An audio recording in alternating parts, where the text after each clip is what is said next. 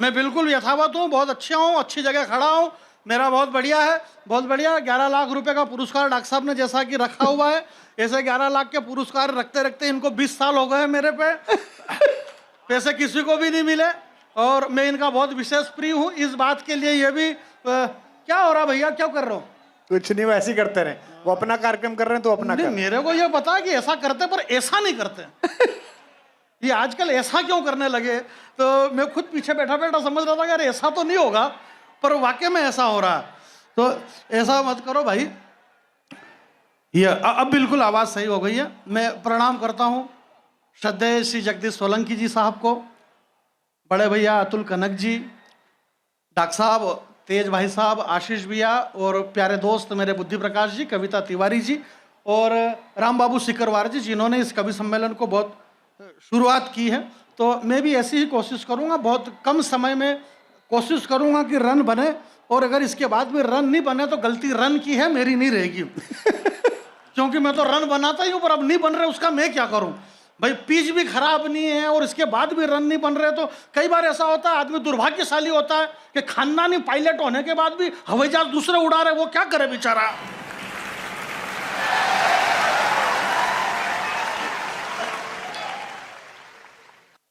होता है, परंतु सामान्य सी बातें हैं। ये तो राजस्थान की धरती 8.5 करोड़ का मेला है, ये लगभग राष्ट्रीय कोटा दशहरा है, हिंदुस्तान का राष्ट्रीय कोटा दशहरा मेला। मेरे को बताया, बुद्धि प्रकाश जी ने बताया कि जानी भाई यहाँ पे 8.5 करोड़ का इतना बड़ा हिंदुस्तान का सबसे बड़ा मेला, और 8.5 करोड़ की इस मेले में हिंदुस्तान के इतने बड़े बड़े कवि आते हैं और हजारों लाखों लोग सुनते हैं, लाखों रुपए इन कवियों को मिलता है, और फिर ये कवि यहाँ पर आकर के ये बताते हैं कि ये राजस्थान है और हम चंबल के तट पे बैठे हुए हैं।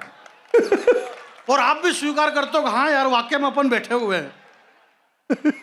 हमारे अतुल भैया ने बताया कि भगवान परशुराम की बहन है चंबल, और कुमार भैया ने बताया कि ये बात तो कुमार भैया को भी मालूम नहीं थी। अब कुमार भैया को ये बात मालूम नहीं थी, इससे कोई बहुत बड़ी बात नहीं हो जाती है। अब इनको ये थोड़ी पता कि रतन कचौरी वाला 7 रुपए में एक कचौरी बेचता है। आपको नहीं मालूम है कि रतन कचौरी वाला 7 रुपए में एक कचौरी और 10 रुपए में 2 दे देता है वो। तो सबकी जानकारी अलग अलग है। अब परशुराम जी की बहन है चंबल, तो ठीक है। अब उस समय या तो मैं भी पैदा नहीं हुआ और कोई पैदा ही नहीं हुआ, तो अपने को कैसे मालूम कि वो परशुराम जी की बहन है चंबल। और परशुराम जी आदमी इतने खतरनाक थे, अगले आदमी की दादागिरी देखो, थोड़ा सा फड़फड़ कराने की मुंडी काट देते थे। अगले ने 21 बार काट डाली पृथ्वी पे से यार। धरावीन करो निशा, 21 बार पृथ्वी पे से इस धरती को उन्होंने हीन कर दिया। ऐसा कुछ भी नहीं, माहौल बहुत अच्छा है। हमारे भाई साहब डॉक्टर साहब ने जैसे कि बता दिया कि अब राजनीति में ये कभी कुछ भी बोले, ऐसा कुछ भी नहीं है। नहीं आ रही आवाज, वो तो मेरे को भी मालूम है कि आवाज ही नहीं आ रही है, पर अब मैं उसका क्या करूं? ये आवाज के बारे में ही बोल रहे हैं और कुछ बोल रहे हैं? हाँ यार क्या कर सकते हैं, आवाज के बारे में ही बोल रहे हैं, तो आवाज आ जाएगी। अब नहीं आए तो अभी उसका मैं कुछ भी नहीं करता हूं। मैं तो वहां से आया हूं जहां पे बहुत आवाजें आ रही है इन दिनों, और आवाज ही आवाज आ रही है। ऐसा तेज भैया, मैं तो ऐसी जगह से आ रहा, वो कह रहे कि आवाज नहीं आ रही। हमारे यहाँ तो इतनी आवाज आ रही है कि पूछो ही मत। जब भी टीवी चालू करो एक ही आवाज आ रही है। मोदी जी जन्मदिन पे लाए 8 चीते, सुबह से शाम तक 8 चीते, 8 चीते। दिक्कत ये नहीं है डॉक्टर साहब के चीते 8 है, दिक्कत ये है कि उन 8 में 5 मैडम है। अब एक के मतलब 3 के हिस्से में 3 आ रहे, तो 2 तो बेचारी यूं ही रह गई वो। अब वो जो 2 रह गई वो बहुत टेंशन में, अब हमारा क्या, क्योंकि 3 ने तो 3 का घर बस गया। और अभी फिर एक नई खबर आई मीडिया के द्वारा, उसमें एक जो आशा मैडम है, एक आशा नाम की चीती, आशा नाम की चीती। अरे जानी जवाब नहीं दे रहा, चीती नहीं वो मेरे को कुछ भी जानकारी नहीं। वो तो मोबाइल वगैरह में देख रहे कि जो एक उसका नाम है आशा, और वो प्रेग्नेंट है। एक नई खुशखबरी आई, कानों के जंगल से नई खुशखबरी आई कि वो प्रेग्नेंट है, और वो प्रेग्नेंट है। जब ये 8 आए तो 5 तेंदुए वहां से निकल के भागे।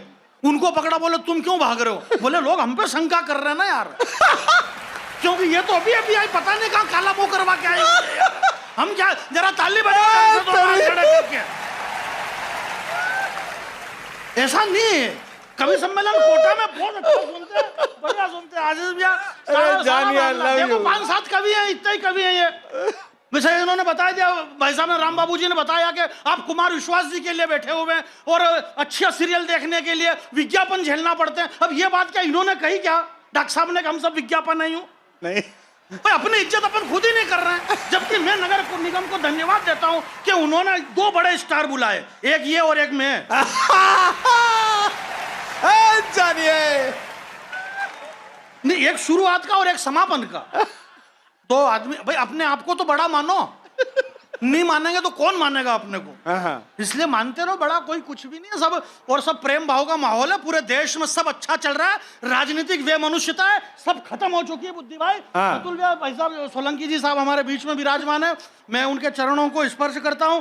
और अब किस किस को लो बोलो।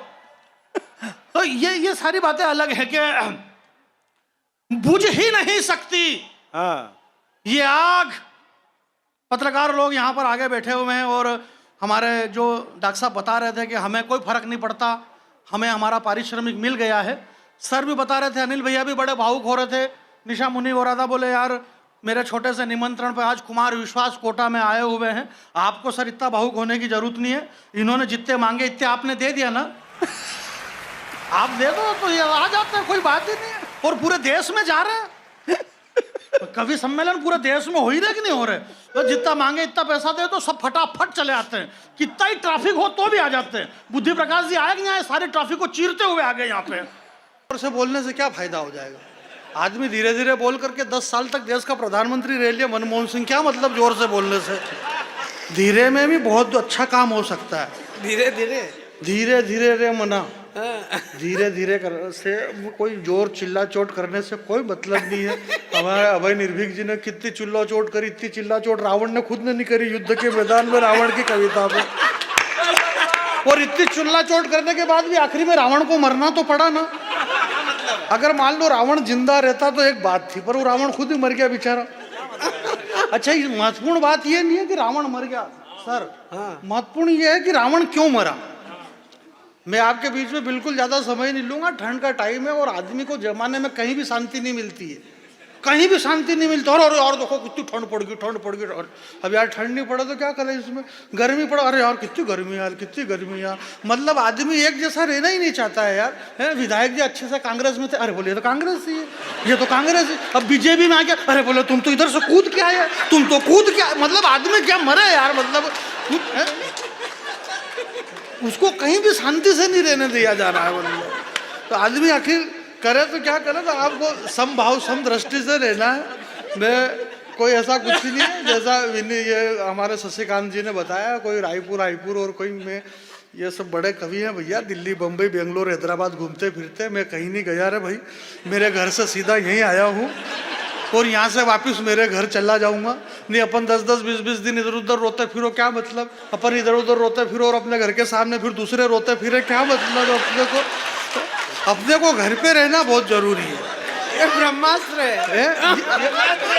ब्रह्मास्त्र क्या, ये कोरोना बेशरम है ये, कि ये कोरोना क्या समझ रहा कि मैं 8 महीने रहा, ये 8 महीने क्या अगर 16 महीने रहता तो भी एक पंक्ति नहीं बदलते हम। क्या बात कर रहे हो आप? वही सुनाएंगे, शुरुआत तो वहीं से होगी। कोई कुछ भी नहीं होगा, जहाँ से चले थे वहीं आए थे यार, कोई मतलब नहीं। ऐसा फेर बदल करने से जो चल रहा है बढ़िया चल रहा है। आदरणीय दवे साहब हमारे बीच में बैठे हुए, मैं आपको प्रणाम करता हूँ। ये सब ने करा तो मैं कर रहा हूँ, मेरे को कोई दिक्कत नहीं है। उससे क्या फर्क पड़ जाएगा भाई, मेरे को तो सारी वो वाली बात नहीं है। शशिकांत जी ने कितनी बढ़िया बात कही। शशिकांत जी ने कहा, देखो बिल्कुल आप लोड मत लेना, मैं लोड वाली, क्योंकि दवे साहब ने यहाँ पहले कहा था उनके भाषण में, उन्होंने एक बहुत महत्वपूर्ण बात कही। अमन भाई, ये आपका शहर है, आपका गाँव है, और सारे सक्सेना जी वगैरह कह रहे थे कि छोटे से गांव को इतना बड़ा, और इतना बड़ा था तो गांव क्यों बोला, फलाना क्यों बोला, डिमका बोल। इस बात का मैं जवाब दूंगा क्योंकि मैं ओरिजिनल गांव का रहने वाला आदमी हूँ। इससे भी छोटे गांव का, और इससे भी ज़्यादा छोटा गांव है, और वो ओरिजिनल छोटा है, राजवर। इसमें कोई उनको मालूम है भाई अपन यहाँ क्यों? अरे यार अपने माता पिता यहाँ रह रहे तो अपन भी यहाँ रह रहे, इसमें कौन सी नई बात? हम पैदा ही यहाँ पे हुए, इसमें तो कोई नई बात नहीं है। गाँव अच्छी बात है, गाँव में रहना चाहिए। और जो शहर में रह रहे हैं उन्होंने भी कोई बहुत बड़ा काम नहीं कर दिया। उससे क्या हो गया, शहर में रहे तो कल से कलकत्ता से आ जाएंगे, क्या फर्क पड़ रहा है उसमें, है? बारीक बात क्या, बात बहुत ज्यादा बारीक कर रहा हूँ आजकल मैं, और इतनी बारीक बारीक करके लोग मेरे को बारीक समझ रहे इतना ज्यादा बारीक समझ रहे भाई साहब। दवे साहब एक बहुत अच्छी बात कही, बोला कवि सम्मेलनों के मंचों पे फुहड़ता आ गई। बहुत अच्छी बात कही थी आपने, बोलो फुहड़ता आ गई। फुहड़ता आई थोड़ी भाई साहब, फुहड़ता को लाया गया है, तो वो फुहड़ता आई बेचारी, वरना फुहड़ता ऐसा कुछ नहीं। कवि सम्मेलनों में कहाँ फुहड़ता वैसे, जोक से सुनाते हैं, चुटकुले सुनाते हैं, कहाँ सुनाते यार। जोक से सुनाते तो हमको 4 लाख रुपए शेखर सुमन की तरह मिलते, कहाँ मिल रहे वो, ऐसा कुछ भी नहीं। भैया बता रहे थे कि अच्छी कविता लिखना, शशिकांत जी ने कहा कि अच्छी कविता लिखना का सरल काम, कोई बड़ी बात नहीं है। अच्छी कविता सुनाना बड़ी बात नहीं है, अच्छी कविता यूं करना बड़ी बात नहीं। अच्छा तो फिर बड़ा क्या है, बड़ा पेमेंट लेना बड़ी बात है। दुनिया में बड़ा पेमेंट लेना बड़ा काम है। तो ये बड़े काम जो है, कुछ बड़े काम ऐसे काम में मत करो। मैं आपके ये जो सड़क है ना, ये जो सड़क है, इस सड़क के पीछे वो जो पुलिया है, उस पुलिया के नीचे थपथपा कर सहला कर बड़ी मुश्किल से उसे सुलाया है। सोने दो, उठ गया तो रकम कोई मोटी मांगेगा, बहुत दिन से भूखा है शायद रोटी मांगेगा। वाह वाह वाह वाह। अरे कोई वाह इसमें क्या, वाह रोटी मांगेगा, भूख लगेगा तो रोटी नहीं मांगेगा, इसमें कोई नई बात ही नहीं है यार। ये ऐसा बौद्धिक आतंकवाद फैला रखा है इस देश के अंदर, बौद्धिक, इसको बोलते शब्दों का बौद्धिक आतंकवाद। अरे बोले क्या बात कर दी, क्या बात करी, कोई कुछ भी बात नहीं करी अपन ने, तो सामान्य सी बात है भाई। वो एक गरीब बच्चा है, और गरीब बच्चा है तो उसको भूख तो लगेगी कि नहीं लगेगी भाई। भूख किसको लगती, गरीबों को इस देश में यार। सबकी सुनो, सामान्य बात है। दौड़ दौड़ के नीले उनके पीछे पड़ गए। है कौन है, अरे कीर्ति जी नहीं, ये भैया साल वाले, उनका नाम भी कीर्ति। तो फिर मेरे को बताओ ना इनका ये नाम है यार, आप बता ही नहीं रहे हो भाई। बताना चाहिए ना इनका नाम ये है भाई। वो कुछ बोलना चाह रहे, आप बोलने नहीं दे रहे हो, ऐसा थोड़ी है। ये कवि सम्मेलन का मंच है, यहाँ पे राजनीति कोई मतलब नहीं। उन्होंने कहा क्या, सिर्फ इतना ही कहा ना दिल्ली में क्या चल रहा है, तो आप बता दो दिल्ली में कुछ नहीं, ट्रैक्टर चल रहा है, और क्या चल रहा है, इतनी सी बात है। जो चल रहा है वो बता दो। कुछ भी नहीं चल रहा, यहाँ से कुछ भी नहीं बोला जा रहा है मेरे भाई। मैं आपसे एक निवेदन करना चाहता हूँ, इस माइक से यार, मैं एक बहुत पुरानी बात बताना चाहता हूँ। इस माइक से कोई भी नहीं बोल रहा, ये आज बोल रहे हैं। इस माइक से यहाँ कोई भी कोई सेटिंग करके थोड़ी बोल रहा है यार। आज से 500 साल पहले जो बोला गया, अब मेरे को बताओ, आज से 500 साल पहले पंडित आत्माराम दुबे जी की संतान, यहाँ विद्वान लोग बैठे हुए, तुलसीदास जी महाराज ने आज से 500 साल पहले रामचरित्र मानस के सुंदरकांड में उन्होंने लिखा कि अमित नाम भट्ट कठिन कराला। अब तुलसीदास जी को क्या मालूम कि अमित नाम भट्ट कठिन कराला 500 साल पहले लिखा अगले ने कि अमित आएगा तो आएगा, पर इतना भट्ट बटा भट्ट मारता भी है, समझ में ही नहीं आ रहा। ये तब लिख दिया गया यार, आज थोड़ी हो रहा है ऐसा, ये तो बहुत पहले से लिखा गया। जिंदाबाद। आज कुछ भी नहीं हुआ, जरा छाके आ गया। ये तुलसीदास जी लिख रहे, मैं थोड़ी लिख रहा हूँ। ये तो तुलसीदास जी ने पहले लिखा कि श्री रामचंद्र कृपाल भज मन हरण भो भय हरण। नव कंज, कंज का मतलब समझते हो ना, नव कंज, लोचन कंज, मुख कर कंज, पद कंजारुण, आंखें कमल, हाथ कमल, मुख कमल, इतने सारे कमल 500 साल पहले फंसा गए तुलसीदास जी। अब आप क्या करें, ये कोई आज है कमल क्या? अब मेरे को जिंदाबाद, जिंदाबाद क्या, तुलसीदास जी को कौन बेंगलोर ले गया था भाई? ये तो कवि क्या होता है, कविता का मतलब यार, कवि का मतलब मैं आपके बीच में बताना चाहता हूँ। इस अमन भाई के लिए इतना सबने बोला कि अमन इतना बड़ा कवि है, अमन इतना बड़ा गीतकार है। ये अमन तुम मुगालने में मत रहना, तुमने इन कवि सम्मेलन करवाया तो बोला, वरना कोई रोज थोड़ी बोल रहे थे। एक बात है, रोज थोड़ी बोलते, रोज बोलते हैं क्या ऐसा? कोई भी नहीं बोल रहा, रोज कोई भी नहीं बोल, वो तो खाली मैं बोल देता हूँ बहुत प्यारा गीतकार है। हाँ, मल्लिका जी के बहुत बढ़िया। अरे इन्होंने बहुत शानदार गीत सुना है, लखनऊ से हमारे बीच में आए, मेरी आदरणीय है। हालांकि मैं बड़ी कवित्रियाँ, मेरी दीदी विदी और ऐसा झूठ तो बोलता नहीं हूँ मैं माँ सरस्वती के मंच में एक ये बहुत बड़ा झूठ चला, मेरे बड़े भाई साहब बैठे हुए हैं, मेरी बड़ी बहन बैठी हुई है। यार ये ऐसे झूठ आप क्यों बोलते हो? मेरी भाई कोई मेरे कोई भाई बहन नहीं, भगवत की बात है। अभी ये शशिकांत जी कह रहा, बोले दवे जी मेरे बड़े भाई बैठे। यार तू यादव, वो दवे भाई कैसे तुम्हें खुद की बातें कर रहे हो?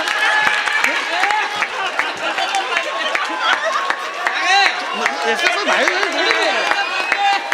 मैं ऐसे झूठ, मेरे कोई भाई बहन नहीं। यार ये कहाँ रहते हैं, ये कहाँ रहते हैं, ये कहाँ रहते हैं, ये कहाँ रहते हैं, मैं कहाँ रहता हूँ? क्या मेरे पिताजी यूँ रोते फिरते थे इधर उधर? क्या मतलब यार, कोई किसी का भाई बहन नहीं है, मर्जी पड़ा वो भाई बहन। रात की 2 बज गई, मेरी बहन यहाँ पे क्या कर रही थी वजह बताओ? और मेरी बहन रात के 1-1, 2-2 बजे इधर उधर रोती फिरत, मेरे जियाजी चमड़ा तोड़ दे मार के। मेरे कोई भाई बहन नहीं है। ये सारी फोकट की बात है। मैं ऐसे झूठ बोलता ही नहीं हूँ। इमोशनली ब्लैकमेल मार कुछ नहीं। तो अब यार ये इतने सारे गीतकार, वो गीतकार उधर से 1 नंबर पे गीतकार, 2 नंबर पे गीतकार, 3 नंबर पे गीतकार, 4 नंबर पे कभी ये मेरी बिरादरी के दिनेश भाई, 5वें पे फिर शशि भाई गीतकार, विनीत भैया गीतकार। भाई साहब भी गजल लिखते हैं, मतलब गा नहीं सकते इसलिए, पर है गीतकार ही है। और आप चिंता मत करना सर कि आपको गाना नहीं आता है। इस देश में जावेद अख्तर बहुत बड़े गीतकार हुए हैं, डॉक्टर राहत इंदौरी बहुत बड़े गीतकार हुए हैं। और वो क्यों हैं बड़े गीतकार? क्योंकि वो गाते नहीं थे। नहीं गाते तो फिर कोई वो गीतकार होते क्या? तो ये भैया इधर गीतकार राहुल, वो ये दोनों आदरणीय गीतकार। मतलब यार ऐसा एक है, मतलब अपने को मतलब बाटी पसंद है तो सबको बाटी परोसो। ये जो सड़क है ना, ये जो सड़क है ना अमन भाई, सुनिएगा, बाबा के चरणों में मैं रखता हूं, 4 पंक्ति लिखता हूं कि ये जो सड़क है ना, ये जो सड़क है ना, इस सड़क के पीछे आवाज मत करो जो बैठे हुए हैं नीचे। सुनिएगा, ये जो सड़क है भैया, जल्दी से पानी पी लो आप, पानी जल्दी करो, पानी पीना। देखो गले में फंस जाएगा, मेरी जवाबदारी नहीं है। नहीं, परसों अहमदाबाद में एक आदमी ऐसे ही पी रहा था, उल्टी हो गई उसको। ये जो सड़क है ना, ये जो सड़क है ना, इस सड़क के पीछे पुलिया के नीचे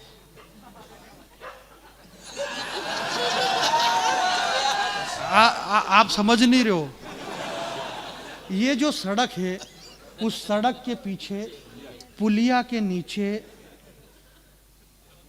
एक मासूम बच्चे ने अपने पिता से कहा, पापा, अरे बहुत अच्छी पंक्ति है मेरे दोस्त, आपका काम ही बस हंसने का। आप पागल हो, भुवन जी ने आपको श्रृंगार का ऐसा चढ़ा दिया आवरण कि आप हंसना बंद ही नहीं कर रहे। इन्होंने कहा, बोले कितना मजा आता है प्यार में, कितना मजा आता है प्यार में। अब आप ना तो कह पा रहे हो, ना सुन पा रहे हो कि कितना मजा आता है प्यार में। अब इनको मालूम ही नहीं कि कितना मजा आता है प्यार में। 4-5 लाख रुपए में फैसला होता है, इतना मजा आता है उसमें। और मार पड़े हुआ अलग से, जूते अलग से पड़ते हैं उसमें। तो प्यार में तो बहुत मजा आता है। प्यार ही सब कुछ है, प्यार ही सब कुछ है मेरे भाई। साध्वी जी चली गई यहाँ, राम कथा की शुरुआत पद पंकज परम परागा, प्यार से राम कथा की शुरुआत हुई और प्यार से राम कथा खत्म हो गई। आप बहुत बड़े विद्वान हैं मेरे भाई। ये मार काट खून खराबा, भगवान श्री राम ने एक मृग को मारा था, जहीं बाण लागत मृग गए सुरधामा। भगवान ने जिस मृग को मारा, ये अलग बात थी कि वो बाण जिसे लगा, जहीं बाण लागत मृग गए सुरधामा। बंटी भैया इधर नहीं है सुरधाम, तो बंटी भाई हाँ कर रहा, इधर थोड़ी गया वो, समझो इस बात को। वो तो बाण लगा भगवान श्री राम का, तो मृग सुरधाम चला गया। भगवान श्री राम के एक मृग के मारने का परिणाम, ये हिंदुस्तान मोहब्बत का देश है मेरे भाई।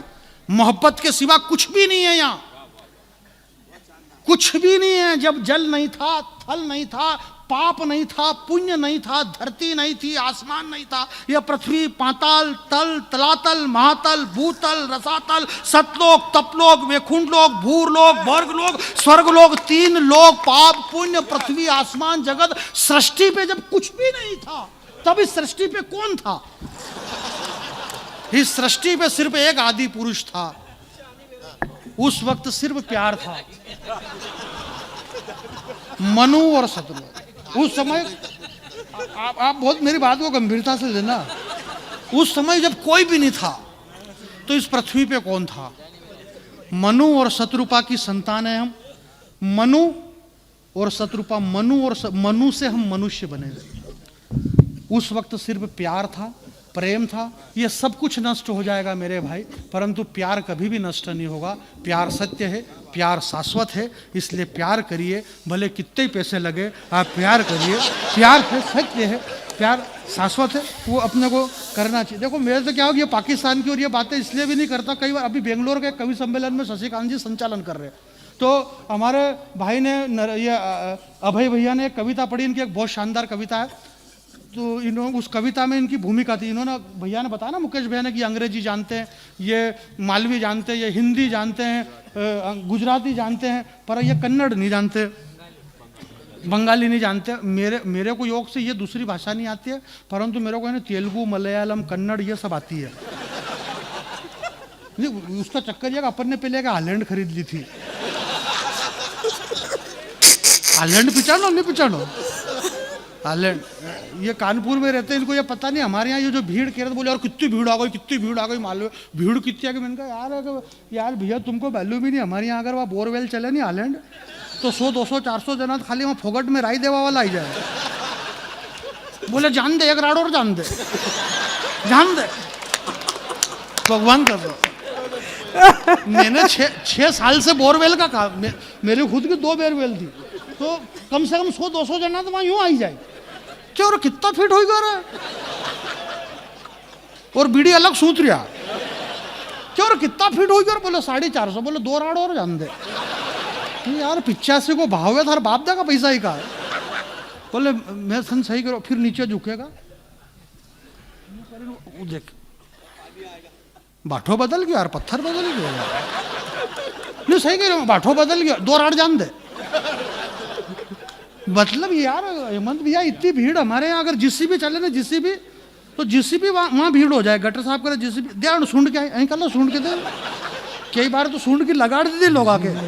तो ये मालवा है, यहाँ का आनंद बहुत अलग आनंद है भैया। इस मालवे में यहाँ कोई किसान विसान नहीं मरता है, और ये सब फोगट बातें, अनाथ आश्रम खुल गए, ये हो गया, ये महानगरों में होता है। हमारे यहाँ ऐसा कोई कल्चर नहीं। इस मालवे में हम महानगरों में अनाथ आश्रम खुले हुए हैं, माता पिता बूढ़े हो गए, उनको वहाँ पे भर्ती कर दे, उसको क्या कहते हैं, वृद्धाश्रम। अपने यहाँ बंटी भैया यार, अपने गाँव में कहाँ के हम माता पिता की आज भी इज्जत करते हैं भैया, क्या बात कर रहे हो। ये महानगरों में होता है, माता पिता को, बुजुर्गों को वहाँ पे करते हैं। या ये हमारा गाँव है यार, ये इस गाँव को बड़े नज़दीक से देखा है मैंने, तेरे शहर को बड़े वो तो ट्रेन लेट थी इसलिए देखा नजदीक से, बड़े नजदीक से देखा है मैंने। बड़े अभय भाई सुनिए कि ये अनाथ आश्रम और माता पिता को वहां भर्ती करा देना, ये हमारे गांव का कल्चर नहीं है। बड़े नजदीक से देखा है मैंने तेरे शहर को, और शहर क्या है, महज मलबे के ढेर को, जहाँ जिंदगी जीना हराम होती है। हर तीसरे चौराहे पे एक मुन्नी बदनाम होती है। वहाँ क्लबों में, काफ़ी हाउस में बैठे लोगों के इरादे अच्छे नहीं लगे। वहाँ क्लबों में, काफ़ी हाउस में बैठे लोगों के इरादे अच्छे नहीं दिखे। जो भी हो यार, तेरे शहर में गिल्ली डंडे खेलते हुए बच्चे नहीं दिखे। जो भी हो यार, तेरे शहर में यार, गाँव में माता पिता की आज भी इतनी इज्जत होती है। सरलता क्या भाई साहब, हमारे यहाँ टेंट हाउस पे कई गोदड़े जला दिए हमने, खाली बाप का डर का चक्कर में। थोड़ा बोला थोड़ा पैसे आई गया मेरे, बीड़ी फंसाई थी गोदड़ा में।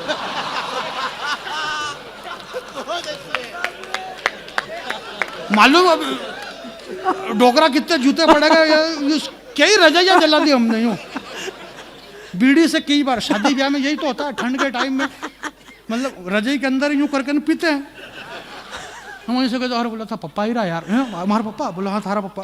वह बीड़ी अंदर के अंदर फिर वो जगह करती है, अंदर ही अंदर जलती है। फिर वो कैसे चलती है वो अंदर मालूम आपको? अब हम यूँ तो है नहीं कि मैं बीड़ी जला के बताऊँ, तो वो अंदर ही अंदर जलती है, जबकि उसको अगले आदमी ने मसल दी बीड़ी को, यूँ करके यूँ मसल दी उसको। बुझ ही नहीं सकती ये आग। आगर के लोग अगर कवि सम्मेलन सुन रहे हैं तो मैंने आपसे ये नहीं कहा कि आप ताली बजाना, एक पंक्ति सुन लेना कि बुझ ही नहीं सकती ये आग, मेरा वादा है, क्योंकि ये लगी हुई कम, फैलाई हुई ज्यादा है। वाह! वाह बेटे क्या जानी बात, अच्छी पंक्ति है। अरे माला पिनाओ मेरे को, क्या बात कर रहे हो तुम? अच्छी पंक्ति है, बुझ ही नहीं सकती ये हिलाई हुई जा। सुनिएगा, अरे मजे आनंद लो, मैं मजे का कवि हूँ, मेरे को कोई फर्क नहीं पड़ता है। मैं अरे भैया की अरे अरे अरे मजाक कर रहे थे, मजाक कर रहे थे यार। भाई साहब कीजिए, भैया कीजिए, मेरे भगवान की कसम मजाक कर रहा था मैं मजाक कर रहा, भगवान कसम मजाक। आप बैठ जाओ, सही कह रहे, मैं मजाक कर रहा था, मजाक को सही समझ बैठे यार। माला पिनो तो माला पिनाने के लिए आ गए। अरे यार कल से मैं कह दूंगा यार तुम चाय लाओगे क्या मेरे लिए? इस तरह से यार मजाक समझा करो यार। भैया को पता ही नहीं चाहिए। हम हिंदुस्तान ने जो भी डिसीजन लिया है, कविता का कद बहुत बड़ा है। हम बाबा के सामने बैठ करके ये जो मजाक मस्ती कर रहे हैं, क्यों कर रहे हैं? ये हमारे संस्कार नहीं है।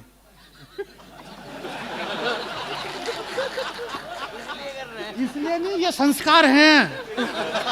एक पिता तुल्य आदमी के सामने अगर बच्चा नटखट बनना करता है तो यही तो हिंदुस्तान के संस्कार है कि हम हमारे बीच में बैठे हुए हैं, ये हमारा संस्कार है। हम इस तरह की बातें कर रहे हैं मेरे भाई। ये कविता का कद तो बहुत बड़ा होता है।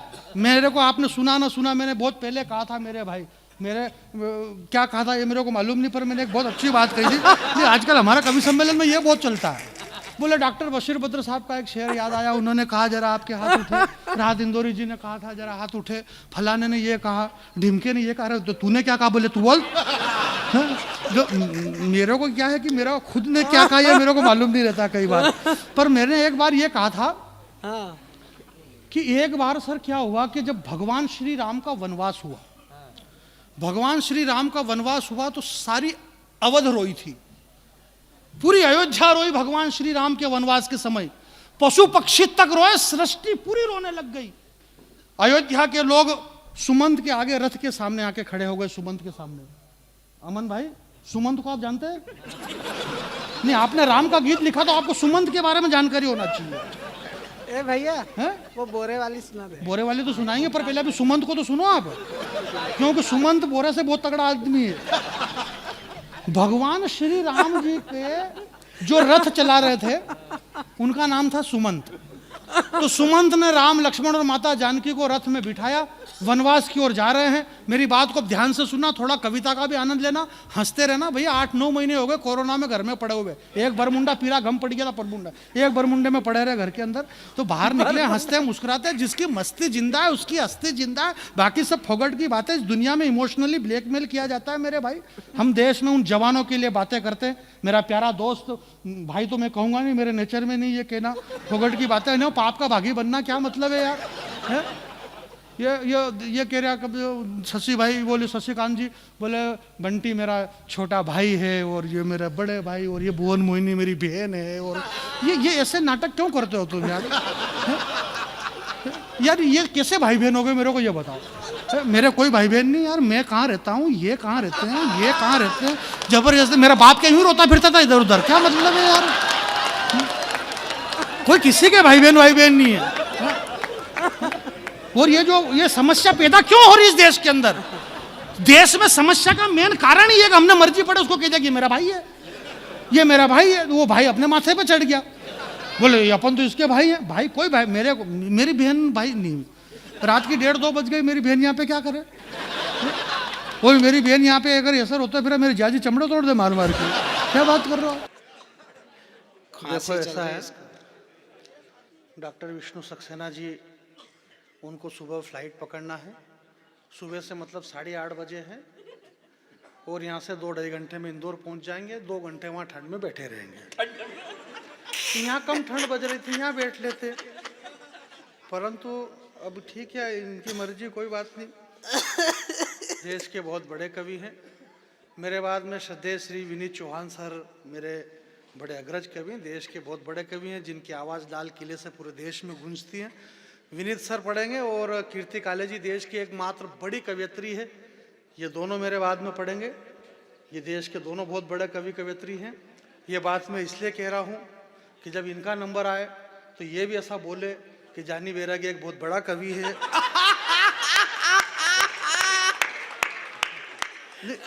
भाई अपने भाईचारा निभाना पड़ता है, तो ये भाईचारा बराबर निभाते। विनीत भैया से ही मेरे को शिकायत है, ये नहीं निभाते अक्सर भाईचारा।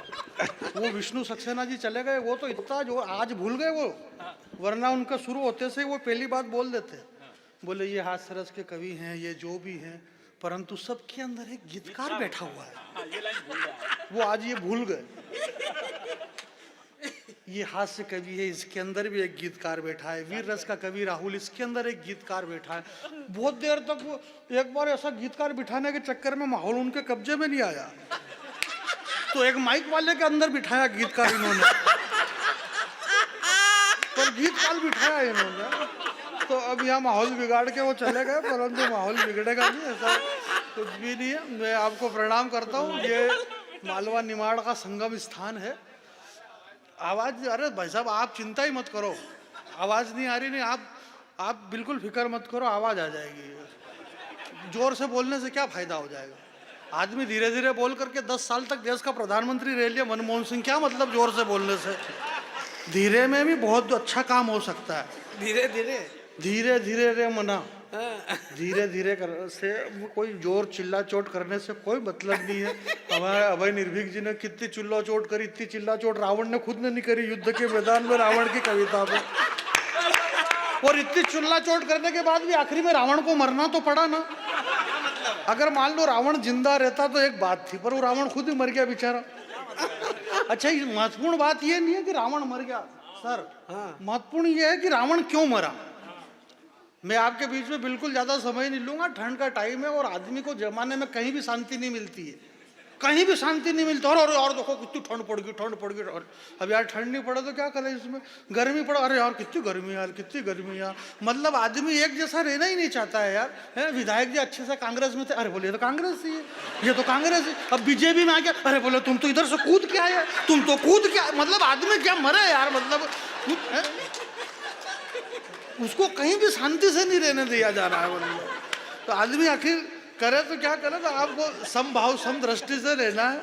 मैं कोई ऐसा कुछ ही नहीं है, जैसा ये हमारे शशिकांत जी ने बताया, कोई रायपुर और कोई मैं, ये सब बड़े कवि हैं भैया, दिल्ली बम्बई बेंगलोर हैदराबाद घूमते फिरते। मैं कहीं नहीं गया रे भाई, मेरे घर से सीधा यहीं आया हूँ और यहाँ से वापस मेरे घर चला जाऊंगा। नहीं अपन 10-10 20-20 दिन इधर उधर रोते फिरो, क्या मतलब? अपन इधर उधर रोते फिरो और अपने घर के सामने फिर दूसरे रोते फिरे, क्या मतलब? अपने को घर पे रहना बहुत जरूरी है। ये ब्रह्मास्त्र है।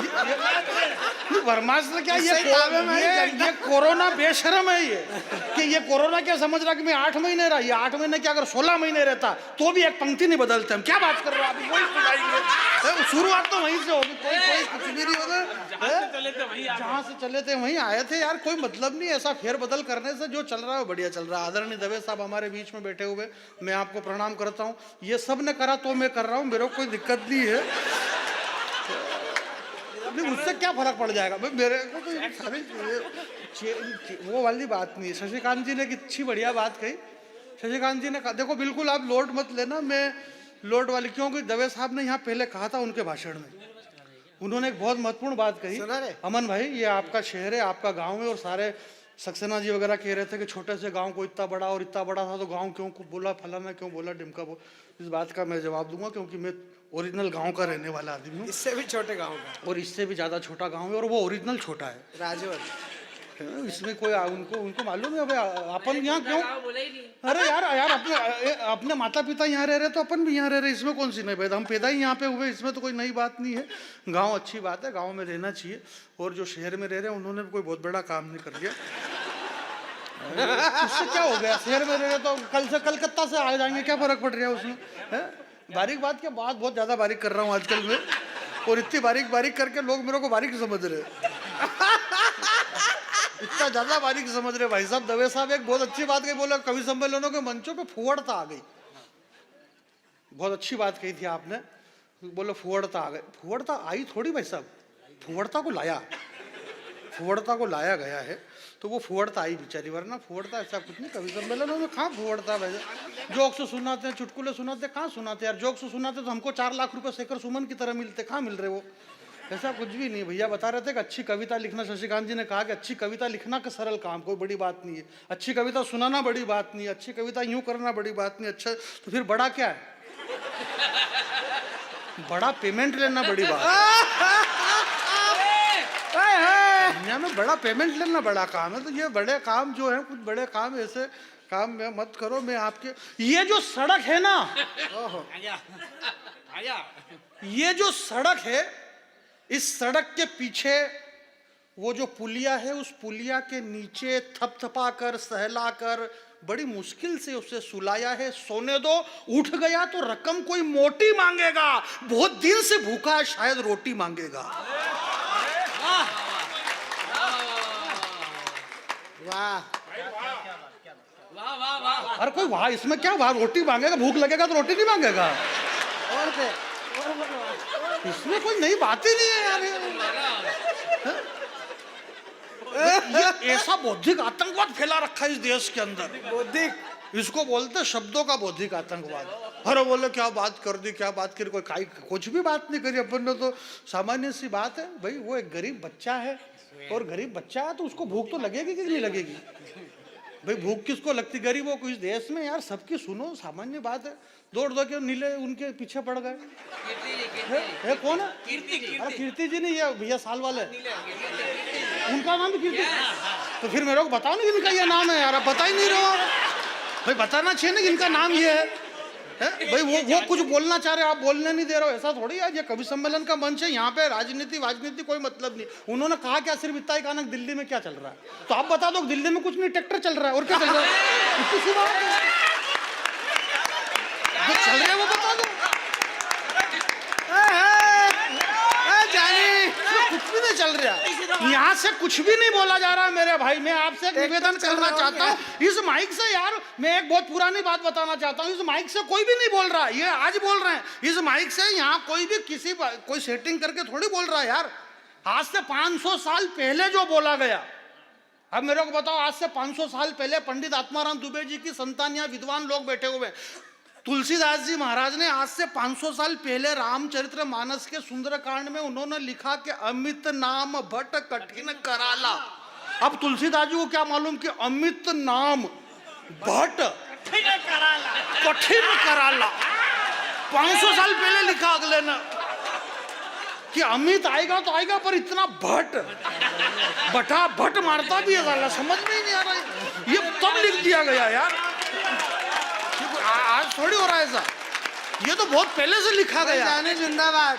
आज कुछ भी नहीं है, जरा छाके आ गया। ये तुलसीदास जी लिख रहे, मैं थोड़ी लिख रहा हूँ। ये तो तुलसीदास जी ने पहले लिखा कि श्री रामचंद्र कृपाल भज मन हरण भो हरण नव कंज। कंज का मतलब समझते हो ना, नव कंज, लोचन कंज, मुख कर कंज, पद कंजारुण, आंखें कमल, हाथ कमल, मुख कमल, इतने सारे कमल 500 साल पहले फंसा गए तुलसीदास जी। अब आप क्या करें, ये कोई आज है कमल क्या? अब मेरे को जिंदाबाद जिंदाबाद क्या, तुलसीदास जी को कौन बेंगलोर ले गया था भाई? ये तो कवि क्या होता है, कविता का मतलब यार, कवि का मतलब मैं आपके बीच में बताना चाहता हूँ। इस अमन भाई के लिए इतना सबने बोला कि अमन इतना बड़ा कवि है, अमन इतना बड़ा गीतकार है। ये अमन तुम मुगालने में मत रहना, तुमने इन कवि सम्मेलन करवाया तो बोला, वरना कोई रोज थोड़ी बोल रहे थे। एक बात है, रोज थोड़ी बोलते, रोज बोलते हैं क्या ऐसा? कोई भी नहीं बोल रहा रोज, कोई भी नहीं बोल। वो तो खाली मैं बोल देता हूँ बहुत प्यारा गीतकार है। हाँ, मल्लिका जी, मल्लिका जी के बहुत बढ़िया। अरे इन्होंने बहुत शानदार गीत सुना है, लखनऊ से हमारे बीच में आए, मेरी आदरणीय है। हालांकि मैं बड़ी कवित्रियां, मेरी दीदी विदी और ऐसा झूठ तो बोलता नहीं हूँ। मैं माँ सरस्वती के मंच में ये बहुत बड़ा झूठ चला, मेरे बड़े भाई साहब बैठे हुए हैं, मेरी बड़ी बहन बैठी हुई है। यार ये ऐसे झूठ आप क्यों बोलते हो? मेरी भाई कोई, मेरे कोई भाई बहन नहीं, भगवत की बात है। अभी ये शशिकांत जी कह रहा, बोले दवे जी मेरे बड़े भाई बैठे। यार तू यादव, वो दवे भाई कैसे तुम्हें खुद की बातें कर रहे हो?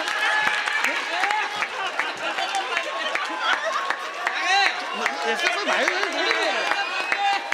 मैं ऐसे झूठ, मेरे कोई भाई बहन नहीं यार। ये कहाँ रहते हैं, ये कहाँ रहते हैं, ये कहाँ रहते हैं, ये कहाँ रहते हैं, मैं कहाँ रहता हूँ? क्या मेरे पिताजी यूँ रोते फिरते थे इधर उधर? क्या मतलब यार, कोई किसी का भाई बहन नहीं है, मर्जी पड़ा वो भाई बहन। रात की 2 बज गई, मेरी बहन यहाँ पे क्या कर रही थी वजह बताओ? और मेरी बहन रात के 1-1, 2-2 बजे इधर उधर रोती फिरत, मेरे जिया जी चमड़ा तोड़ दे मार के। मेरे कोई भाई बहन नहीं है, ये सारी फोकट की बात है। मैं ऐसे झूठ बोलता ही नहीं हूँ। इमोशनली ब्लैकमेल मार कुछ नहीं। तो अब यार ये इतने सारे गीतकार, वो गीतकार उधर से 1 नंबर पे गीतकार, 2 नंबर पे गीतकार, 3 नंबर पे गीतकार, 4 नंबर पे कभी ये मेरी बिरादरी के दिनेश भाई, 5वें पे फिर शशि भाई गीतकार, विनीत भैया गीतकार। भाई साहब भी गजल लिखते हैं, मतलब गा नहीं सकते इसलिए, पर है गीतकार ही है। और आप चिंता मत करना सर कि आपको गाना नहीं आता है। इस देश में जावेद अख्तर बहुत बड़े गीतकार हुए हैं, डॉक्टर राहत इंदौरी बहुत बड़े गीतकार हुए हैं। और वो क्यों हैं बड़े गीतकार? क्योंकि वो गाते नहीं थे। नहीं, गाते तो फिर कोई वो गीतकार होते क्या? तो ये भैया इधर गीतकार राहुल, वो ये दोनों आदरणीय गीतकार। मतलब यार ऐसा है कि मतलब अपने को मतलब बाटी पसंद है तो सबको बाटी परोसो, ऐसा थोड़ी। सबकी अलग अलग चॉइस है सबकी। ऐसा आपने प्लान बना लिया, बोले गीतकार गीतकार गीतकार गीतकार। गीत कविता के प्राण है, कवि सम्मेलनों के प्राण है गीतकार। डॉक्टर हरिओम पवार जी कहते हैं कि कवि सम्मेलन का प्राण है गीत, और जिस दिन गीत मर जाएंगे मंचों से उस दिन कवि सम्मेलन मर जाएंगे। और जब कवि सम्मेलन मर जाएंगे तो क्या होगा? ताली थोड़ी बजाना, मर गए तो और ताली बजा रहे हो यार। थोड़ा बहुत तो समझो कि नहीं समझो? इन्होंने कहा यार तुम इतनी आदतें बिगाड़ दी यार। यार जो आए जो हाथ खड़े करो, हाथ नीचे करो, यूं ताली बजाओ, फलाना। क्यों बजाओ यार ताली? भावुक हो गए इसका मतलब ताली थोड़ी बजती भावुक होते तो। बिल्कुल ताली वाली मत बजाओ। माल ओरिजिनल होगा, मार्केट में अपने आप बिकेगा। विज्ञापन की कोई जरूरत नहीं है कि आप ताली बजाओ रे, ताली बजाओ रे।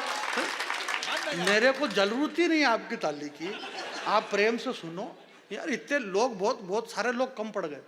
और ये क्यों कम पड़ गए? आप पीछे जाके सुनो उनकी बातें। आप पब्लिक को सुनो यार, जनता को सुनो। बातें करते करते जा रहे हैं। अरे बोले यार ताली बजा बजवा के परेशान कर रहे हैं यार। कविता सुनाए ना, छुट्टी करे यार। बोले ताली बजा, ताली। अरे क्या नौकर है क्या अपन यार इनके ताली बजाए? और पहली बात, ताली कौन बजाता है यार? शुद्ध मनो, हम कवि सम्मेलन कर रहे हैं, कविता कर रहे हैं। तुलसीदास जी महाराज ने तो कहीं भी नहीं लिखा रामायण में कि 4 लाइन जैसे ही उन्होंने पूरी कर दी चौपाई। मंगल भवन है मंगलहारी, द्रंशु दशरथ अजर विहारी, दीनदयाल बिरज संभारी, हरनाथ मोहम्मद संकटवारी, जरा प्रिय भक्तों एक बार ताली बजाओ। ऐसा लिखा क्या कहीं? कहीं नहीं लिखा ना ताली बजाओ भाई, इसमें कहीं कुछ भी नहीं लिखा। परंतु आप लोग कवि के सामने बैठ करके इतनी देर तक बैठे हैं रात को। आप क्यों बैठे हुए हैं? क्योंकि देखो यहाँ व्यवस्था थी बैठने की, इतना लोड मत लेना। मैं 5-7 मिनट आपके बीच में मैं ये कह रहा था कि यार भगवान श्री राम के लिए आपने इतना बढ़िया, नरेश भाई, सॉरी अरे अमन भैया, ये अभय भैया, ये क्या कि नरेश ने इतनी सारी पोस्टर डाली है कि वो याद रहता है जबान पे। तो हाँ नरेश निर्भीक कवि सम्मेलन के खिलाफ लिखता है, गलत बात है, ऐसे बोलना नहीं चाहिए। बहुत अच्छा, कुछ नहीं, उसको 4 कवि सम्मेलन बुला लो तो अच्छे हो जाएंगे, उससे क्या मतलब है? ऐसा थोड़ी नहीं होता। आपने जो राम रावण का प्रसंग सुनाया सर, बहुत अच्छा प्रसंग। राम रावण को लेकर के आपने जो बात कही है, अद्भुत बात कही है। रावण की जो मृत्यु हुई है, रावण इसलिए मर गया क्योंकि वो रावण था। आप हंसने की, आपको समझना है, आप समझने की कोशिश करो। क्योंकि ये जो 2 आंखें हैं ना, इन 2 आंखों के अंदर एक आंख और है। उस अंदर की आंख से आप देखो। अब उसमें को आप देख नहीं पा रहे, उसका मैं क्या कर सकता हूँ? मैं देख पा रहा हूँ, आप अपने घर पे जाके कोशिश करना कैसे देखा जाता है अंदर से, तो बढ़िया मजा आएगा आपको। तो क्या हुआ कि थोड़ा आनंद यार, बहुत ठंड में ठहर गए हैं लोग, बैठे हैं, इतनी देर देशभक्ति की बातें वो जानी वो छूट जाएगा। वो रामायण सीरियल का मुल्ला जी बैठे बहुत बढ़िया। इसके बाद हाँ सुनो, शाकिर सेठ हमारे सामने। हाँ शाकिर सेठ। वो क्या है कि हमारी भाषाओं का जो विस्तृतीकरण हुआ, हमारे धर्म की जो राम लला की, और ये जो बातें हो रही है, भगवान श्री राम पे इतना बढ़िया गीत सुना है। भगवान श्री राम की सनातन धर्म की जड़ें इतनी गहरी है कि उसे कोई भी नहीं हिला सकता साहब। भगवान से हमारे सनातन धर्म की जड़ें, जब रामानंद सागर ने रामायण सीरियल बनाया तो 40 भाषा में दवे साहब उसको बना था, 40 भाषा में, और कम से कम 70 कंट्री में उसको देखा गया। सुबह में 9 साढ़े 9 बजे रामायण आती थी तो शहर में सन्नाटा छा जाता था। लाइलॉन के जूते चप्पल की इतनी चोरी होती थी कि पूछो मत। लोग उधर रामायण देखने में व्यस्त रहते थे, इधर चोरी, जूते चप्पल गायब हो गए। तो मेरे गांव में रामायण चल रही विनीत भैया, हाँ सुनना। तो रामायण चल रही साहब। आप देखो, हालांकि अभी नहीं चल रही रामायण, मैं खाली सुना रहा हूँ मन से। 9 साढ़े 9 बजे रामायण, और जैसे रामायण खत्म हुई तो शो छूटा, लोग घर में से निकलते थे रामायण देख के। तो यार 2 मुल्ला जी आपस में बातें करते हुए जा रहे थे। बोले हाँ साकिर सेठ कमाल करी डीडू। बोले शू करी डीडू? बोले हाँ रामानंद सागर ने कमाल करी डीडू। आ रामायण सागर ने रामायण सीरियल में शू कीधु? आ शू कीधु कि आ सीता भाभी तमे आ लक्ष्मण रेखा से बाहर जावो मती ने कछु गड़बड़ ठाई जाए तो हमारी जवाबदारी नहीं। वो दोनों आपस में बात कर रहे हैं।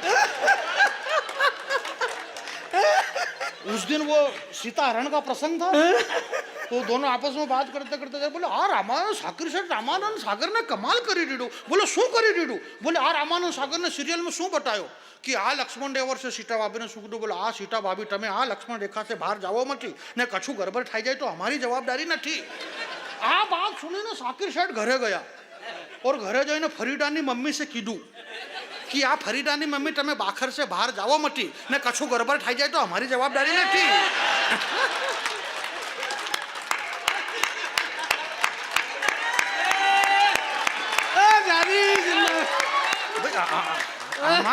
हमने जो भी काम किया पूरी ईमानदारी से किया। इस हिंदुस्तान की जनता ने क्या बात कर रहे हो सर? जो भी डिसीजन लिया पूरी ईमानदारी से हमने डिसीजन लिया। हमने 10 साल से एक डॉक्टर को प्रधानमंत्री बना करके रखा। हमारे विनीत चौहान सर लेक्चरर है केमिस्ट्री के, अमन सर पढ़े लिखे सर वहाँ लेक्चर आ रहे हैं, ये प्रोफेसर हैं, ये डॉक्टर हैं, ये प्रोफेसर और डॉक्टर कीर्ति काले और राहुल सारे पढ़े लिखे, खाली एक मैं ही पढ़ा लिखा नहीं हूँ। इससे क्या फर्क पड़ गया मेरे को ये बताओ? ये पढ़े लिखे होकर के इन्होंने क्या कर लिया? कर तो वही रही जो मैं कर रहा हूँ यहाँ पे, और हो सकता कि इनसे अच्छा भी कर जाऊं कई बार। लिख करके क्या कर लिया इन्होंने? हाथ हिलाने की जरूरत नहीं, पीछे वो बैठे दवे साहब, उनसे पूछो कि किसका पेमेंट कितना। पढ़े लिखे होने से कुछ भी नहीं होता। बहुत ज्यादा पढ़े लिखे लोगों ने इस देश में क्या कर लिया? रात की 3 बजे सुप्रीम कोर्ट खुलवा दी हिंदुस्तान के पढ़े लिखे लोगों ने एक आतंकवादी के लिए। इस देश के पढ़े लिखे लोगों ने राम के ऊपर उंगली उठाई होगी? अंगूठे छाप आदमी ने, गांव में रहने वाले आदमी ने कभी राम के लिए कुछ भी नहीं कहा होगा। इस देश के अंदर पढ़े हिंदुस्तान की, मैं आपसे कि एक डॉक्टर को प्रधानमंत्री बनाया। डॉक्टर मनमोहन सिंह जी अर्थशास्त्री थे, डॉक्टर थे, पढ़े लिखे थे, अर्थशास्त्री थे। डॉक्टर होने के बाद 10 साल में उन्होंने एक इंजेक्शन तक नहीं लगाया। चाय बेचने वालों को प्रधानमंत्री बनाया, उसने दे धड़ाधड़ ऑपरेशन पे ऑपरेशन, ऑपरेशन पे ऑपरेशन। अब अगर चाय बेचने वाला ऑपरेशन करेगा तो टांके तो गलत सुलत आ ही सकते हैं। ये टांके गलत आ गए। अब ये टांके वहां मायावती जी को और उधर तकलीफ हो रही है, क्योंकि टांके क्या है कि अब ये काम तो उनका, टांके बहुत महत्वपूर्ण चीज है सर। कि मेरी माता बहनें बची हुई, उनसे पूछो आप, ये माता बहनें जब बात करती आपस में तो टांके की बातें करती है। बोलो क्यों तुम्हारे लाड़ी का ऑपरेशन हो गयो? बोले हो गयो ना। बोले कहाँ करा है? बोले खरगोन करने करियो। बोले गुप्ता ने। डॉक्टर अच्छो टांका बढ़िया ले, मार देरानी का टांका कमजोर लिया तो टांका पक गया। टांके कमजोर होते तो टांके पक जाते हैं, और वो टांके इसलिए पकते क्योंकि परहेज नहीं रखते खाने पे। अब इन लोगों के टांके इसलिए पक गए कि ये परहेज ही नहीं रख रहे। तुम परहेज तो रखो, तुमको मालूम ही नहीं कि परहेज क्या है। हिंदुस्तान में रहने के लिए बहुत परहेज रखना पड़ता है। ये हिंदुस्तान है, बगैर परहेज से यहाँ नहीं रह सकते। तुम्हारे को करा क्या? खाली इतना ही कहा ना कि भाई कागज दिखाओ।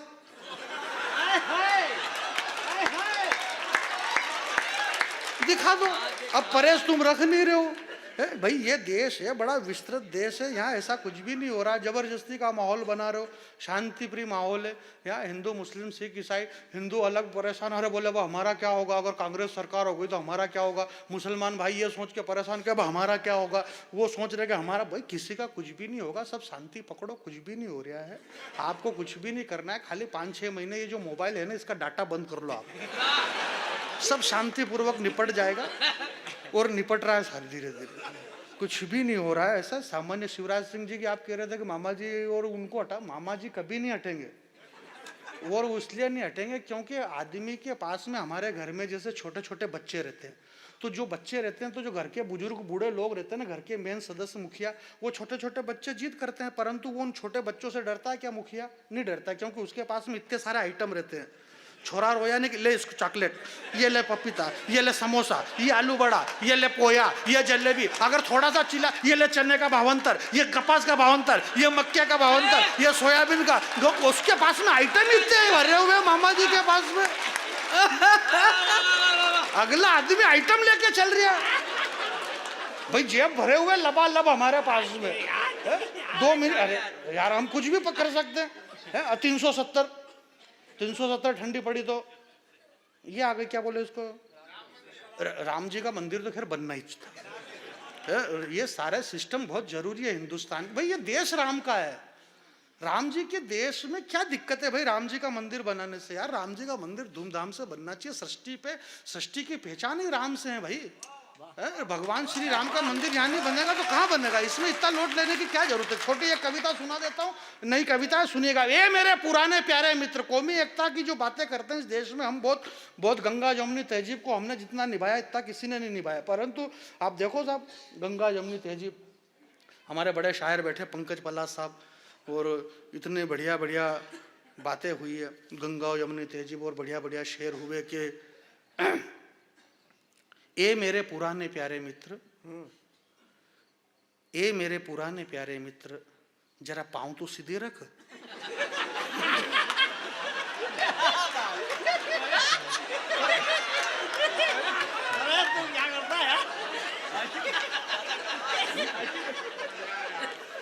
देखो कवि क्या होता है, कवि की परिभाषा, हमारे इतने बड़े विद्वान बुद्धिजीवी लोग यहाँ बैठे, बुद्धिजीवी भैया ने शुरू बताया, बोले बुद्धिजीवी लोग बैठे हो। बुद्धिजीवी का मतलब आप समझते हैं?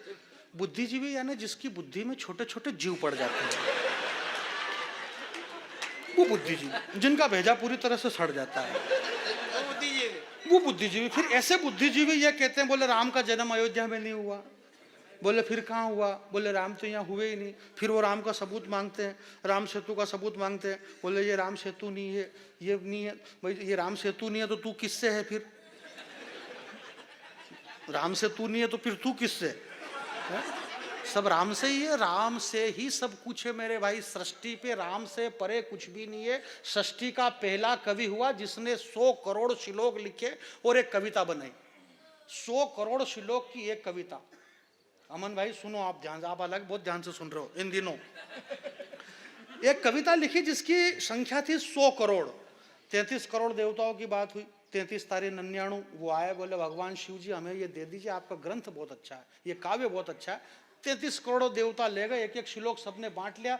फिर 33 तारे 99 बचे। फिर आए, बोले एक एक हमको दे दो। फिर 33 तारे 99, 1 लाख बचे। फिर 33 करते करते भगवान शिव के पास में मात्र एक श्लोक बचा था। उस एक श्लोक को इंद्र आया, उसने ले लिया। भगवान शिव ने 2 अक्षर रखे अपने पास में।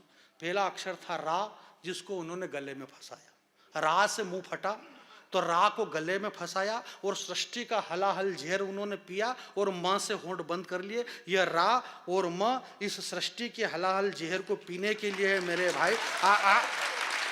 आपको ताली नहीं बजाना था, इसमें यह करना था कि मेरे को इन्होंने कहा था अमन ने कि 1 घंटे पढ़ना है आपको, तो ये बीच में मतलब टाइम पास की चीज़ है, इसमें आपको ताली वाली का कुछ भी नहीं है। अब इसमें कविता का कोई रोल ही नहीं था, परंतु अब ये बीच में आ गए।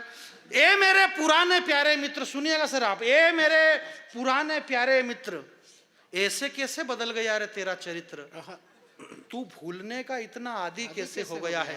मैं आपसे ये नहीं कहूँगा कि मेरी पंक्ति पे आपकी तालियां कमजोर है। जानिए अच्छी कविता शुरू की भाई। नहीं, कविता कमजोर है इसलिए ताली कम आ रही है, इसमें कौन सी नई बात है। आप बिल्कुल अच्छा सुन रहे हैं। ए मेरे पुराने प्यारे मित्र, ऐसे कैसे बदल गया रे तेरा चरित्र, तू भूलने का इतना आदी कैसे हो गया है। शायद तूने कुरान ढंग से नहीं पढ़ी, इसीलिए जिहादी हो गया है। वाह वाह वाह वाह वाह वाह वाह वाह वाह वाह वाह। शायद तूने कुरान ढंग से नहीं पढ़ी, इसीलिए जिहादी हो गया है। माँ की कोख से पहला कदम तूने इसी धरती पर रखा है। माँ की कोख से तूने पहला कदम इसी धरती पर रखा है। ये धरती नहीं, ये मंच है। पर वो क्या है कि पैदा ऐसे हुआ, समझ रहे हो, ऐसा उलट के पैदा हुआ तो उल्टे काम करने लग गया। सारे काम उल्टे करता है कि वो उलट के पैदा हुआ वो। तो मैंने ये कहा, जो गांव की बात करी ना मेरे भाई ने, गांव पे इतनी सारी कविताएं ये हो गई। तो गांव इसमें आता है, मेरी कविता में भी गांव आएगा बीच में। ऐसा ही होता है यार, पैसेंजर गांव में मिलते हैं अक्सर, आप समझ नहीं रहे। माँ की कोख से, आप आनंद लेते हुए सुनना, कविता ही सुना रहा हूं, परंतु आनंद मेरा ये मानना है कि यार जो आदमी हंस नहीं सकता, मुस्कुरा नहीं सकता, वो कुछ भी नहीं कर सकता। जिसकी मस्ती गायब हो गई उसकी हस्ती गायब हो गई। इसलिए अपनी मस्ती को जिंदा रखो, अपनी हस्ती जिंदा रहेगी। आप हंसते रहो, मुस्कुराते रहो। वीर रस की बहुत आवश्यकता है, देश में भक्ति की जरूरत है, श्रृंगार की जरूरत है, ओज की, करुण रस की, कविता की, गीत गजल सबकी जरूरत है, परंतु हंसना बहुत जरूरी है। आदमी हंसना छोड़ देता तो लोग उसको पागल कहते हैं। बोले खिसक गयो यार ये आजकल, बोले बात भी नहीं करे और घूमड़ा सुमड़ा शरीर को। इसलिए आदमी का हंसना बहुत जरूरी है। आप हंसते रहो। यार भगत सिंह हंसते हंसते फांसी के फंदे को चूमा थे, तो हंसते हुए चूमे थे। इसलिए देश हंसना बहुत जरूरी है। माँ की कोख से पहला कदम तूने इसी धरती पर रखा है, इस मिट्टी के स्वाद को तूने कई बार चखा है। तेरे अब्बू की उंगली पकड़ करके इस धरती पर तू घूमा है। ठोकर लगी तो सैकड़ों बार इस मिट्टी को तूने चूमा है। इस गांव के गलियों के चबूतरे पर तूने कई रातें काटी है। और तुझे पता ही नहीं यार, ईद की सेवैयां तूने मेरे घर तक आकर के बांटी है। वाह, ईद की सेवैयां तूने मेरे घर तक आकर के बांटी है। तुतलाती जबान पर भारत माता की जय, और मन में प्यारा वतन था। जब पहली बारिश में तू भींगा तो मेरा कमीज और तेरा बदन था। वो खुशी के दिन पता नहीं क्यों, वो खुशी के दिन पहली बारिश में जब तू भींगा, पहली बारिश में विनीत भैया जब हम भींगे तो मैं भूल गया कि अब क्या हुआ था उस समय। पहली बारिश में क्या आदमी को शीत बैठ जाती है, ठंडक हो जाती है। तो ठंडक अभी तक नहीं निकली मेरे दिमाग से, क्यों कोरोना चल रहा ना, कवि सम्मेलन कम पढ़ रहे हैं अभी इन दिनों, तो बहुत दिनों के बाद पढ़ने के लिए मिला। और ये कोरोना कोरोना कोरोना करके, जबकि मेरा प्लान ही नहीं है कोरोना पे बोलना। क्या मतलब है यार कोरोना पे। मैं एक बात बता दूं विनीत भैया, आप शायद पहली बार सुनेंगे, यहाँ सारे विद्वान लोग पहली बार सुनेंगे। बहुत वर्ष पहले की बात है, शायद उस समय आप भी नहीं थे भाई साहब। अभी बता दे, नहीं तो मालूम पड़ेगा यार मैं तो था उस समय। भैया हमारे मंच के सबसे बड़े कवि हैं और हमें बहुत स्नेह करते हैं। तो ये बात है लगभग 5000 वर्ष पहले की। 5000 साल पहले, 5000 वर्ष पहले भगवान श्री कृष्ण ने विश्वकर्मा से कहा। आप भले हंसो पर आप विश्वकर्मा को जानते नहीं हो, और जिस दिन विश्वकर्मा को जानने लग जाओगे उस दिन हंसना बंद कर दोगे मन, मेरी गारंटी है। आप एक बार मिल के देखो विश्वकर्मा से, बड़ा आनंद आएगा आपको। भगवान कृष्ण मिले विश्वकर्मा से, उनके जीवन में बहुत आनंद आया। तो भगवान कृष्ण ने विश्वकर्मा जी से कहा। विश्वकर्मा जी उस जमाने के बहुत बड़े बिल्डर थे। उन्होंने कहा, बोले विश्वकर्मा मेरे लिए कोई एक सुंदर सा शहर बनाओ। आप बड़े विद्वान लोग हैं। तो विश्वकर्मा ने दुनिया का सबसे सुंदर शहर का निर्माण किया, जिसका नाम द्वारका था। क्या बात। रावण की एक पत्नी थी धान्यमालिनी। धान्यमालिनी से 9 पुत्र हुए। धान्यमालिनी के 9 पुत्र हुए और एक पुत्री हुई। वह पुत्री बहुत कोई अकस्मात उस समय कोई ऐसी बीमारी आई तो उस बीमारी में वो मर गई। ये अलग बात है, आप मेरी बात को ध्यान से समझ नहीं रहे हो, सुन नहीं रहे हो आप। तो ये हम पढ़े लिखे लोग हैं, ये हम सब जानते हैं। हरि अनंत, हरि कथा अनंता। मुकेश भैया आप जिम्मेदार व्यक्ति हैं। हरि अनंत, हरि अनंत, हरि कथा अनंता। सुनावई गावई बहुविधि संता, यानी कि हरि की कथा। हरि यानी कौन?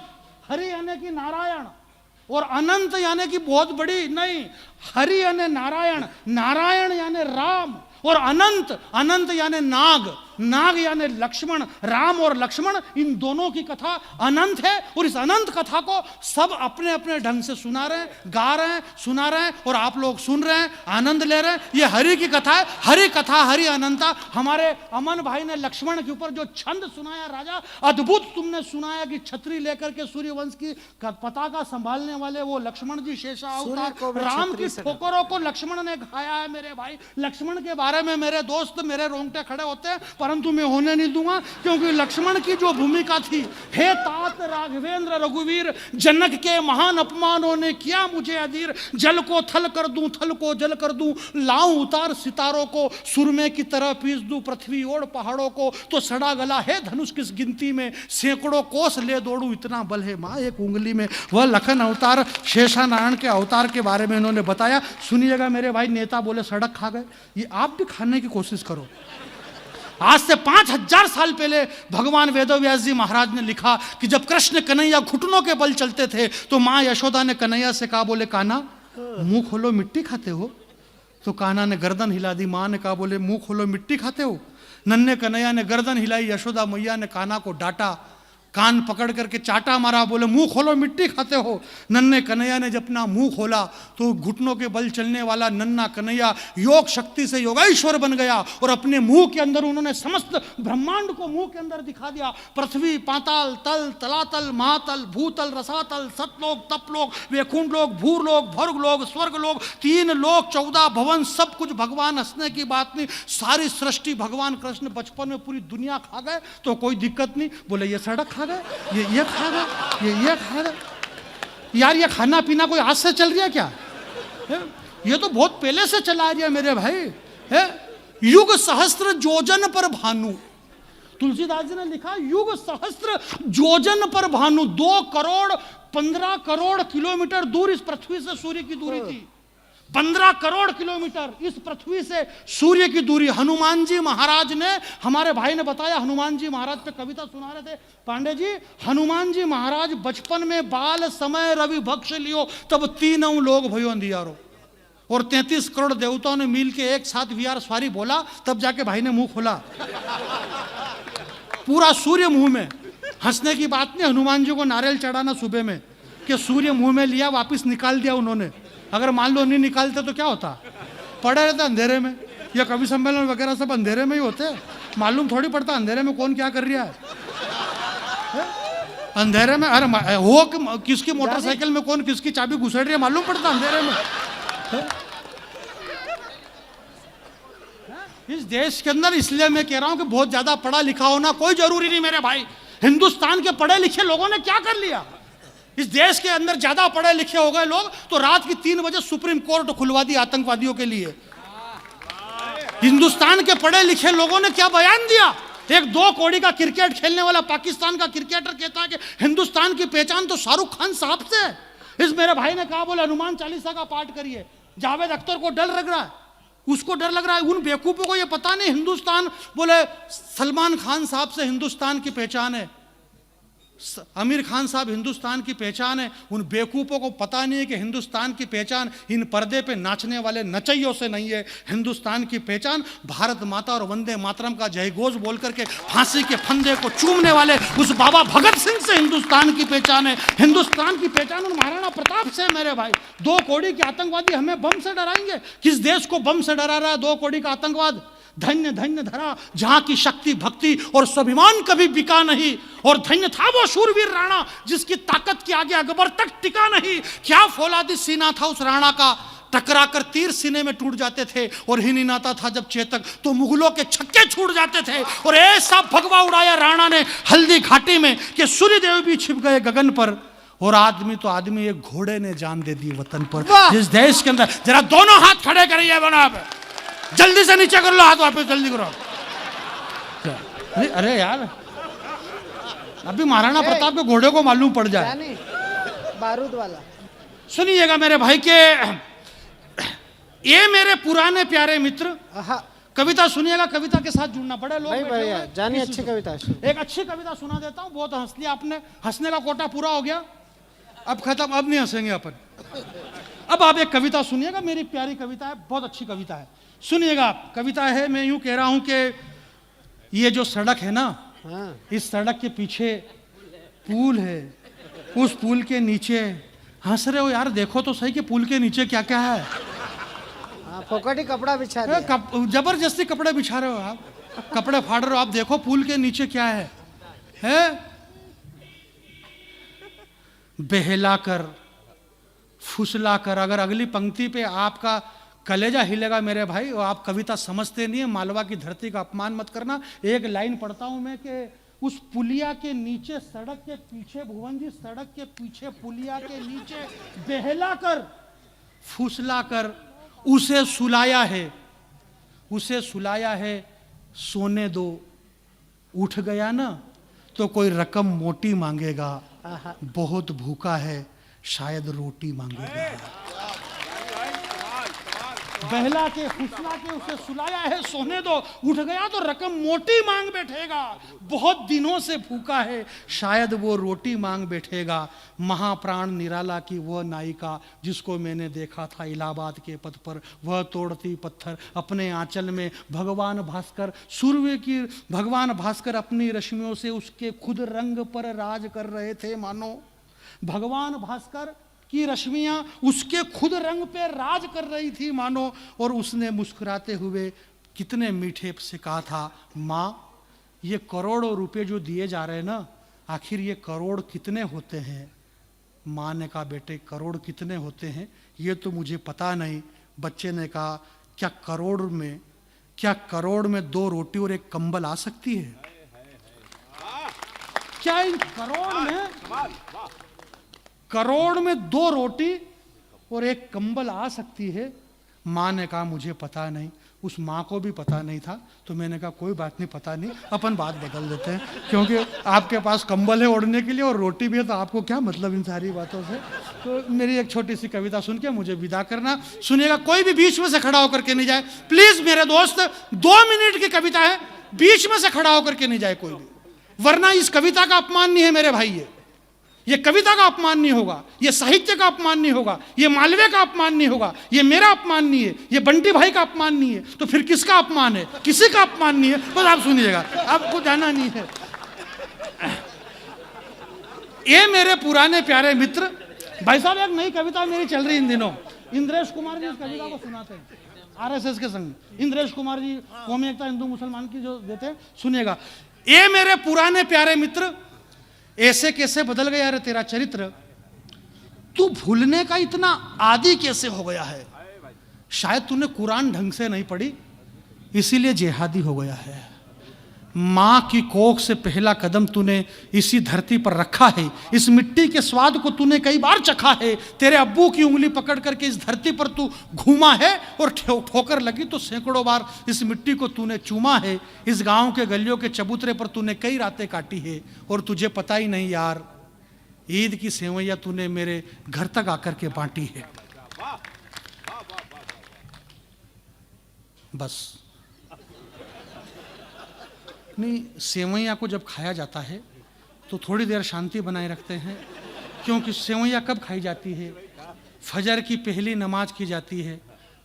हमारा ये संस्कार है, जब हम फजर की पहली नमाज करते हैं, फजर भगवान भास्कर जब इस धरा पे दस्तक देते हैं, उस वक्त फजर की पहली नमाज की जाती है। फजर, जोहर, असर, मगरिब और ईशा, 5 वक्त की नमाज करने के लिए मोमिन जाता है।